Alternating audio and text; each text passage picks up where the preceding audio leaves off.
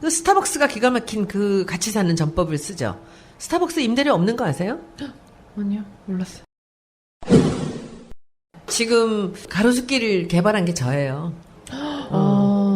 거기 편의점도 하나 없이 2층 집, 단층집 주택들만 있었던데 제가 어떤 병원 하나를 거기 건물을 소개했어요. 가구점 그 창고로 있던 병원을 그 건물 2층짜리 130평 땅을 소개를 했어요. 전세를 얻어가려고 했던 선생님을 거기 그걸 이제 빚을 져갖고 사게 만들어서 거기 병원을 지었습니다. 그게 우리나라 지금 강남의 최고의 산부인과 미래와 희망이라는 병원이에요. 거기 미래와 희망 그 병원을 지어서 건물을 짓고 있는데 제가 그 선생님들하고 같이 이제 골프를 쳤는데 그 티그라운드에 서서 딱 치려고 그러는데 거기 있는 선생이 그 미래와 희망 원장님한테 짓기도 전이에요. 하려고 할 때인데 제가 못 듣는 줄 알고 아니 무슨 병원을 그렇게 조용한 파리 새끼도 한 마리 볼 수 없는 길에다가 병원을 짓냐고 이러는 거예요. 그래서 내가 이렇게 칠려다 말고 그 선생님을 보고 웃으면서 그랬어요. 원장님이 들어가시면 동네가 살아날 겁니다. 그래서 98년도에요, 그게. 13억에 제가 소개를 했어요. 복비도 없이. 아는 사람끼리 둘이 소개를 했는데, 그게 지금 3년 전에, 그러니까 13년 만에 그분이 이제 거길 떠나서 논현동으로 가시는데 170억이 됐어요, 그게. 그리고는 그 병원이 들어오면서 이 병원이 이제 유명해졌어요. 유명하게 되면서 작은 병원이었거든요. 그 옆 건물도 같이 얻어서 이제 하면서 하루에 내방객이 500명이 오는 거예요. 그럼 이 500명이 발레 파킹 차 해놓고 그 다음에 뭐예요? 밥을 먹고 차를 마시고. 그리고 여기 뭐 애기 낳는 산부인과니까 사람들이 또 놀러 오고. 카페 애기가 옷가게 생기고 커피집 생기고 이게 시작이었어요. 그래서 그 가로수길 제가 처음 갈 때는 그 길 이름이 너무 예뻤어요. 은행나무 쬐끄만 거 이제 쭉 꽂아놓고 가로수길이라고 이름을 붙였더라고. 발칙하게. 그거를 해서 그때 이제 근데 지금 어떻게 되는지 아세요? 가로수길? 지금 권리금 이거 뭐고 다 떨어지고 있어요. 그 젠트리피케이션의 아주 대표적인 사례인데 가로수길 세로수길들이. 왜냐하면 여기 대기업이 들어오면 안 돼요. 대기업이 들어오는 순간부터는 엔젤리더스 여기도 있고 저기도 있고 다 있잖아요. 파리바켓 여기도 있고 저기도 있고 다 있잖아요. 그 지역이 살을 내면은 그 지역에만 있는 하나밖에 없는 가게가 있어야 돼요. 그래서 제가 여기 이제 합정동의 가게들이나 저기 이제 서교동 망원동의 가게들을 하나씩 집중적으로 제가 홍보를 지금 해주고 있습니다. 이 신발도 이 동네 가게예요. 그 제가 이 신발 신고선 사진 찍었더니 이게 뭐 수십 개가 팔려나갔대요. 그래서 제가 거기다 얘기를 하죠. 그 사장하고. 지점 내지 마세요. 끝까지 여기서 계세요. 왜냐하면 저 사람들이 사는 길은 장사를 잘하게 제가 해주는 길이에요. 집값보다 자기 돈을 더 잘 벌면 되잖아요. 새보다. 그리고 경리단길도 제가 경리단길은 개발시킨 거나 다름없어요. 제 조카 딸을 제가 다니는 미용실 옆에다가 가게를 하나 만들어줬어요. 그게 그 동네가 이제 그렇게 불 꺼져서 밤에 아무도 없는 길에 새벽 1시까지 그 집 영업을 했죠. 그게 야토리 키친이라고 굉장히 유명한 그 이자카야입니다. 그래서 그게 생겨나고 그 옆에 우후죽순까지 생겨났는데 처음에 권리금도 없었고 월세 100만 원이었거든요. 지금 300만 원 됐어요. 권리금이 1억까지 올라가더니 지금 도로 다 떨어지고 있어요. 왜냐면 거기 뭐 파스쿠치 들어오고 뭐 이런 프랜차이저들이 들어오면은 그때부터는 사람들이 그 거리가 재미가 없어지는 거예요. 그래서 그 거리를 살리려면 그 지점이 없고 그냥 독자적인 그 주인이 하는 집들이 들어와 줘야 된다는 게 제 생각이고요. 뭐 골목 상권 뭐네 해도 그게 법적으로 이렇게 제한할 수 있는 방법이 없어요? 그것도 이제 제가 좀 알아봤는데 그 우리가 오헬리의 소설의 그 마지막 입수에 있잖아요. 그 지역이 혹시 어딘지 여러분들 아세요? 김성애 보좌관 혹시 알아요? 그 맨하탄의 이스트빌리지예요. 그때는 그 가난한 화가들이 살았던 동네인데 지금 그 이스트빌리지가 월세가 어마어마하거든요. 근데 거기 월세가 아주 싼 집이 있어요. 옛날부터 있었던 사람들은 한 1년에 얼마 이상을 못 올리게 돼 있어요. 그래서 그 사람은 거기서 20년, 30년을 있었는데 그 집세가 안 올라요. 그래서 그 사람은 안 나가요. 못 내보내요. 법으로 돼 있어요, 그게. 그러니까 처음에 집을 짓고 들어왔을 때 저는 이게 지금 우리 박주민 의원이나 여러분들이 해놓으시는 그 법안보다 훨씬 더 강력한 법안이 들어와야 돼요. 그 대신 이게 이제 뭐였냐면 아까 말씀드렸잖아요. 집단 이기주의들이 이제 같이 대립을 한다. 같이 살아야 돼요.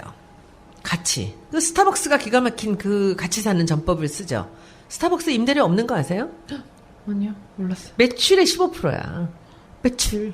스타벅스는 들어오면은 기본 얼마까지는 얼마에다가 그 뒤에 이제 매출의 15%예요. 그러니까 장사가 잘 되면 주인도 좋고 임대인도 좋은 거죠. 그래서 조금 더 연구를 좀 해야 되고요. 그리고 저는 뭐 우리 지역구는 이제 한정돼 있기 때문에 우리 지역구는 이제 1년 지나고 제가 정권 교체 우리가 이제 해냈으니까 이제부터는 우리 지역구에 건물주들을 제가 모여서 한번 만나려고 그래요. 그래서 우리가 살아나는 길은 지금은 조금 양보를 하더라도 길게 보면은 이 집들이 살아야 당신들이 산다는 거죠.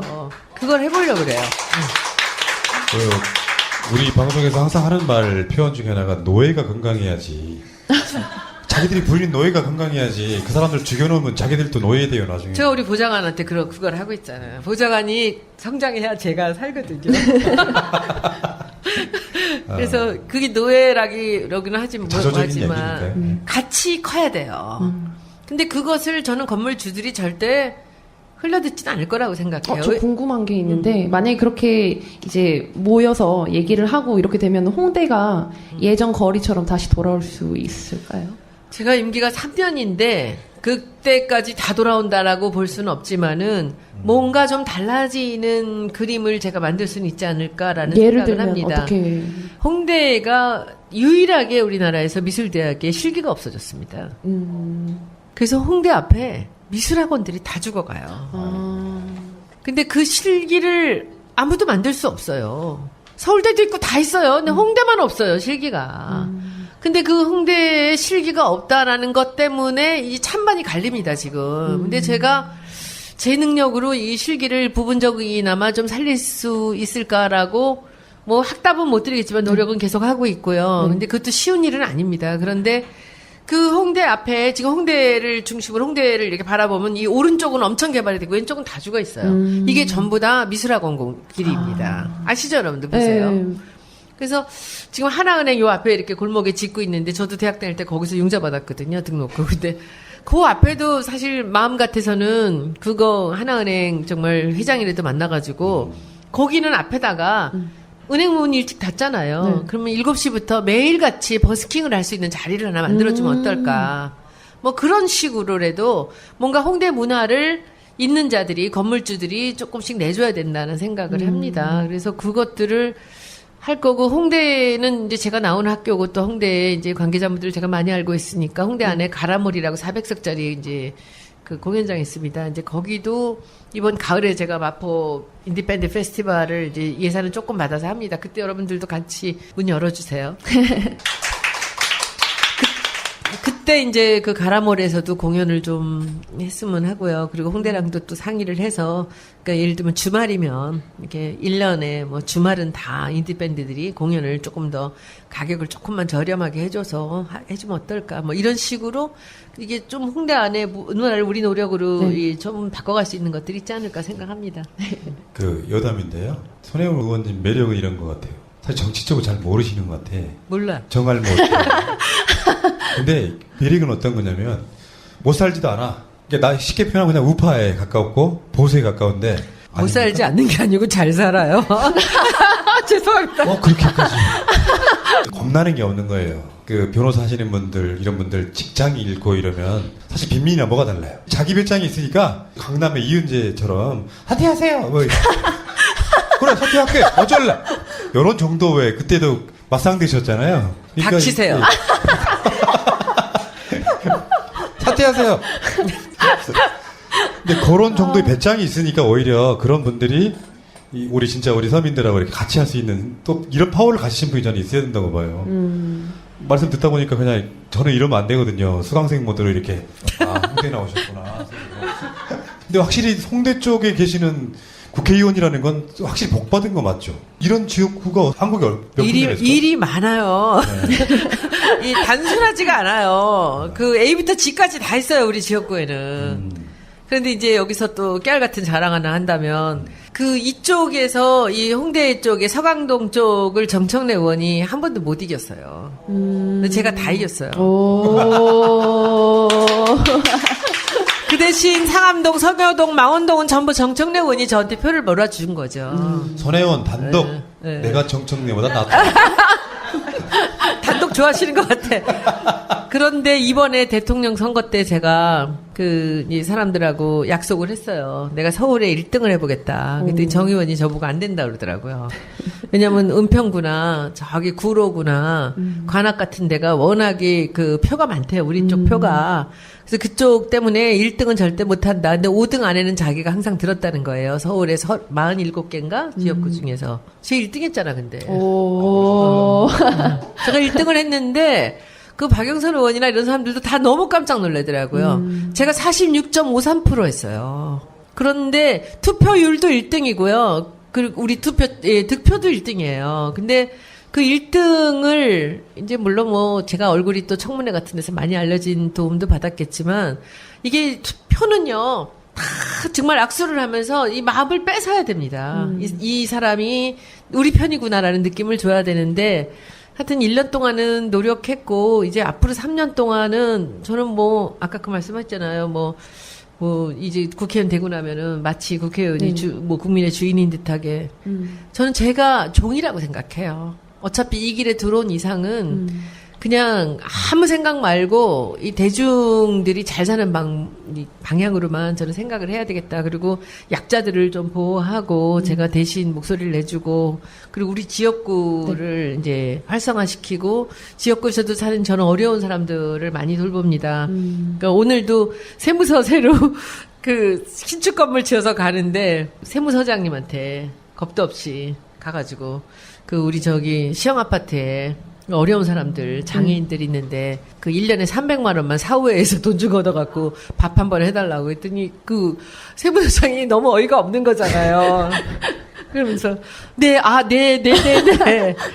왜냐하면 그 어려운 사람들이 너무 많아요. 어려운 사람이 너무 많은데, 있는 사람들이 좀 써야 되는데, 우리 있는 사람 안 씁니다. 절대로. 더 무서워요, 있는 사람들이. 그래서 그 없는 사람들을 우리가 보살펴야 되는데, 우리 문재인 대통령은 그런 면에서는 뭐 아주 철두철미하게 약자 위주로 사는 분이거든요. 그래서, 그런데 이제 대통령 한 사람이 과연 얼마나 바꿀 수 있을까. 이제 그것도 이제 많이 걱정이고요. 근데 워낙 사심이 없고 정직한 분이기 때문에 뭐 충분히 많은 걸 하실 수 있다라는 생각은 저는 합니다. 이분이 가장 강하게 주장했던 게 원전이에요.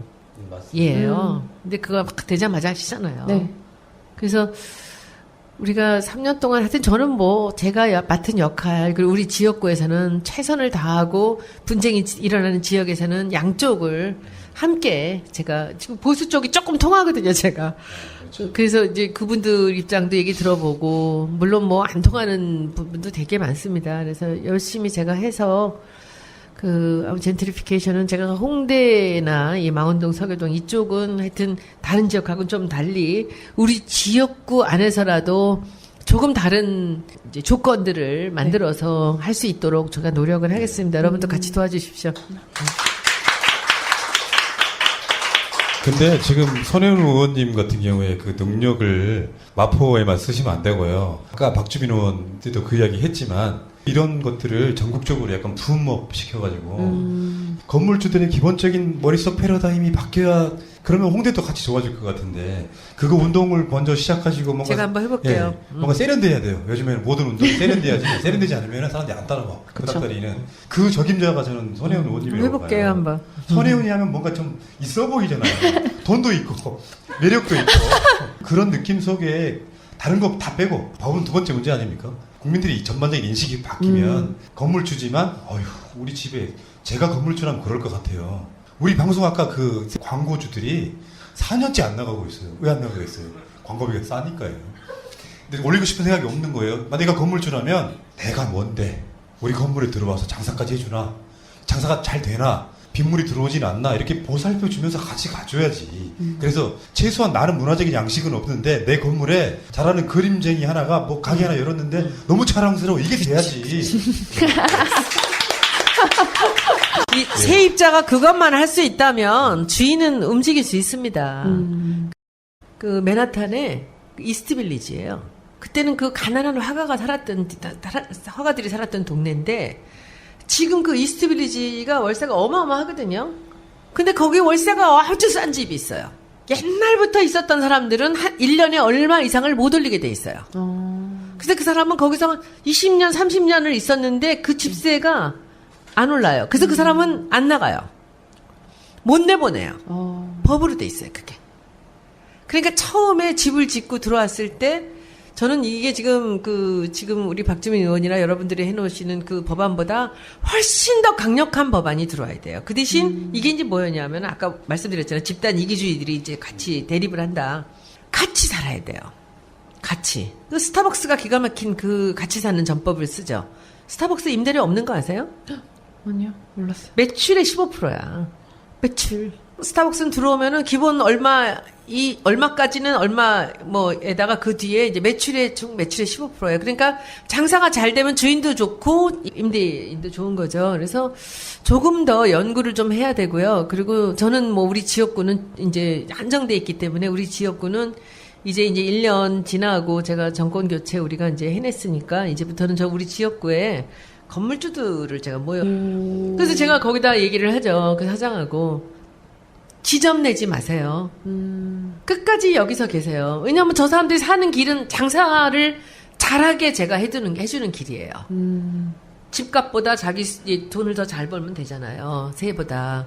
그리고 경리단길도 제가 경리단길은 개발시킨 거나 다름없어요. 제 조카 딸을 제가 다니는 미용실 옆에다가 가게를 하나 만들어줬어요. 그게 그 동네가 이제 그렇게 불 꺼져서 밤에 아무도 없는 길에 새벽 1시까지 그 집 영업을 했죠. 그게 야토리 키친이라고 굉장히 유명한 그 이자카야입니다. 그래서 그게 생겨나고 그 옆에 우후죽순까지 생겨났는데 처음에 권리금도 없었고 월세 100만 원이었거든요. 지금 300만 원 됐어요. 권리금이 1억까지 올라가더니 지금 도로 다 떨어지고 있어요. 왜냐면 거기 뭐 파스쿠치 들어오고 뭐 이런 프랜차이저들이 들어오면은 그때부터는 사람들이 그 거리가 재미가 없어지는 거예요. 그래서 그 거리를 살리려면 그 지점이 없고 그냥 독자적인 그 주인이 하는 집들이 들어와 줘야 된다는 게 제 생각이고요. 뭐 골목 상권 뭐네 해도 그게 법적으로 이렇게 제한할 수 있는 방법이 없어요? 그것도 이제 제가 좀 알아봤는데 그 우리가 오헬리의 소설의 그 마지막 입수에 있잖아요. 그 지역이 혹시 어딘지 여러분들 아세요? 김성애 보좌관 혹시 알아요? 그 스타벅스가 기가 막힌 그 같이 사는 전법을 쓰죠. 스타벅스 임대료 없는 거 아세요? 아니요, 몰랐어요. 지금 가로수길을 개발한 게 저예요. 거기 편의점도 하나 없이 2층 집, 단층집 주택들만 있었던데 제가 어떤 병원 하나를 거기 건물을 소개했어요. 가구점 그 창고로 있던 병원을 그 건물 2층짜리 130평 땅을 소개를 했어요. 전세를 얻어가려고 했던 선생님을 거기에 그걸 이제 빚을 져갖고 사게 만들어서 거기 병원을 지었습니다. 그게 우리나라 지금 강남의 최고의 산부인과 미래와 희망이라는 병원이에요. 거기 미래와 희망 그 병원을 지어서 건물을 짓고 있는데 제가 그 선생님들하고 같이 이제 골프를 쳤는데 그 티그라운드에 서서 딱 치려고 그러는데 거기 있는 선생이 그 미래와 희망 원장님한테 짓기도 전이에요. 하려고 할 때인데 제가 못 듣는 줄 알고 아니 무슨 병원을 그렇게 조용한 파리 새끼도 한 마리 볼 수 없는 길에다가 병원을 짓냐고 이러는 거예요. 그래서 내가 이렇게 칠려다 말고 그 선생님을 보고 웃으면서 그랬어요. 원장님이 들어가시면 동네가 살아날 겁니다. 그래서 98년도에요, 그게. 13억에 제가 소개를 했어요. 복비도 없이. 아는 사람끼리 둘이 소개를 했는데, 그게 지금 3년 전에, 그러니까 13년 만에 그분이 이제 거길 떠나서 논현동으로 가시는데 170억이 됐어요, 그게. 그리고는 그 병원이 들어오면서 이 병원이 이제 유명해졌어요. 유명하게 되면서 작은 병원이었거든요. 그 옆 건물도 같이 얻어서 이제 하면서 하루에 내방객이 500명이 오는 거예요. 그럼 이 500명이 발레 파킹 차 해놓고 그 다음에 뭐예요? 밥을 먹고 차를 마시고. 그리고 여기 뭐 애기 낳는 산부인과니까 사람들이 또 놀러 오고. 카페 옷가게 생기고 커피집 생기고 이게 시작이었어요. 그래서 그 가로수길 제가 처음 갈 때는 그 길 이름이 너무 예뻤어요. 은행나무 쬐끄만 거 이제 쭉 꽂아놓고 가로수길이라고 이름을 붙였더라고. 발칙하게. 그거를 해서 그때 이제 근데 지금 어떻게 되는지 아세요? 가로수길? 지금 권리금 이거 뭐고 다 떨어지고 있어요. 그 젠트리피케이션의 아주 대표적인 사례인데 가로수길 세로수길들이. 왜냐하면 여기 대기업이 들어오면 안 돼요. 대기업이 들어오는 순간부터는 엔젤리더스 여기도 있고 저기도 있고 다 있잖아요. 파리바켓 여기도 있고 저기도 있고 다 있잖아요. 그 지역이 살을 내면은 그 지역에만 있는 하나밖에 없는 가게가 있어야 돼요. 그래서 제가 여기 이제 합정동의 가게들이나 저기 이제 서교동 망원동의 가게들을 하나씩 집중적으로 제가 홍보를 지금 해주고 있습니다. 이 신발도 이 동네 가게예요. 그 제가 이 신발 신고선 사진 찍었더니 이게 뭐 수십 개가 팔려나갔대요. 그래서 한번 만나려고 그래요. 그래서 우리가 살아나는 길은 지금은 조금 양보를 하더라도 길게 보면은 이 집들이 살아야 당신들이 산다는 거죠. 그걸 해보려고 그래요. 우리 방송에서 항상 하는 말 표현 중에 하나가 노예가 건강해야지. 자기들이 부린 노예가 건강해야지. 그 사람들 죽여놓으면 자기들도 노예돼요 나중에. 제가 우리 보좌관한테 그걸 하고 있잖아요. 보좌관이 성장해야 제가 살거든요. 그래서 그게 노예라기는 하지만 자조적인 뭐지만 얘기니까요. 같이 커야 돼요. 근데 그것을 저는 건물주들이 절대 흘려듣지는 않을 거라고 생각해요. 저 궁금한 게 있는데 만약에 그렇게 이제 모여서 얘기를 하고 이렇게 되면 홍대가 예전 거리처럼 다시 돌아올 수 있을까요? 제가 임기가 3년인데 그때까지 다 돌아온다라고 볼 수는 없지만은 뭔가 좀 달라지는 그림을 제가 만들 수는 있지 않을까라는 예를 생각을 들면 합니다. 어떻게? 홍대가 유일하게 우리나라에서 미술대학에 실기가 없어졌습니다. 그래서 홍대 앞에 미술학원들이 다 죽어가요.